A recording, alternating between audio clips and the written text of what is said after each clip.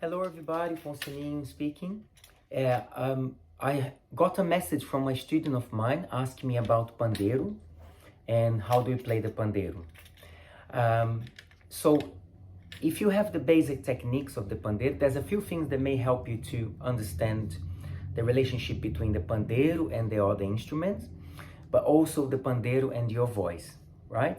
So I'm going to start by showing you the very basic, which everybody knows, the very basic rhythm, which is the tum pa tum. So the tum pa tum give us something, although so basic and so easy in many ways, it gives us a few important things to consider. One is that every time I'm doing this tum, it's a start. So I'm not playing the pandeiro and I'm going to start playing the pandeiro. So that's my first note. My first note. That's an open.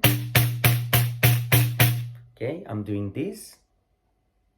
And then they slap. And you can hear the timing.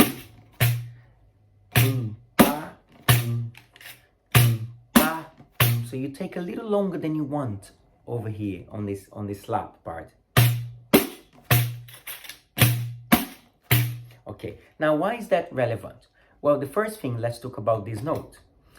This note is relevant because although once I start playing, I create a loop and therefore rhythm, that's a start. And some songs, not all songs, but some songs will fit with that start, which gives you an understanding that's where I start singing. Sometimes will be the very first phrase, the very first word that will fit there. Other times, not the phrase, not the word, but the strongest accent of the song. So a very classic example is Paranauê. So I'm going to start. So for me, that's always a start. Paranauê, Paranauê, Paraná, Paranauê. See? Okay. Now the other thing, of course, is that a lot of flourishings, a lot of sounds that will come out of the instrument are when we appreciate those gap between. So something to do with this stuff, the pratinelas, it are between those notes. So something like, I can just play like this. But when you see people doing this sometimes it's related to that. It's because I have the timing, look. I'm overdoing a little bit this action, but you get the idea. Maybe just this. And this way, the instrument is more alive in your hand. These instruments are percussion instruments. You can move with the instrument. You can parade with the instrument. You can dance. In the case of the pandeiro, it's interesting because some people actually do shows where they dance playing the pandeiro.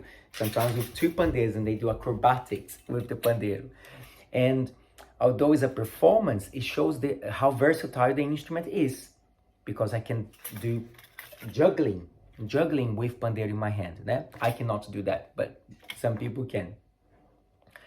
So I would say the first rhythm to really focus is the basic rhythm, and through that basic rhythm you start to get other flourishing. Now, I was asked about these things here, which is techniques more related with samba. Obviously you would use some of this technique. So let's think about that gap, and I'll do a demonstration. Perhaps demonstrate will be easier than to explain this one. So we look at that basic again. That's my first note, down, open. Remember, we have this gap. Now I'm going to start to fill those gaps.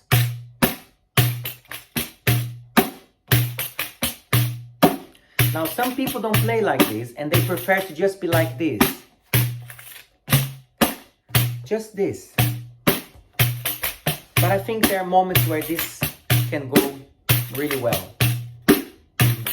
It's still the same tempo. If I take this out,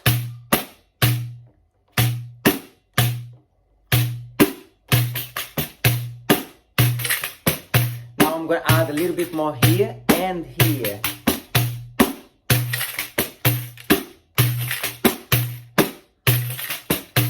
you hear more sound.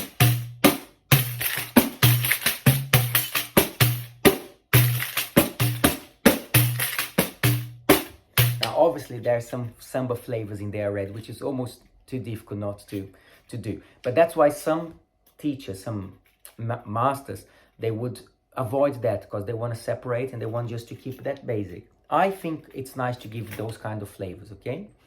Now, there are other rhythms that play. When I was a child, we used to play this a lot, which I've learned by thinking of 4. Pa, boom, pa, boom, pa, boom, pa, boom, pa, boom, pa, boom. It's almost like you begin here.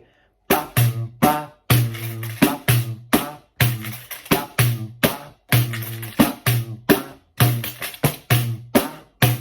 So those two rhythms finishing the same kind of note. So boom, pa, boom, boom, pa, boom, pa, boom, pa, boom. Okay? So the only thing to be more careful not to confuse is to do Ijexá, which is to finish up.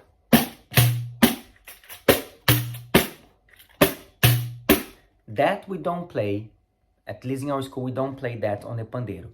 It's the open note it's the open note that you want to be paying attention. Tum, pa, boom, tum, pa, boom, tum, pa, boom, oh, tum, pa, boom, tum, pa, boom, pa, boom, pa, boom, pa, boom.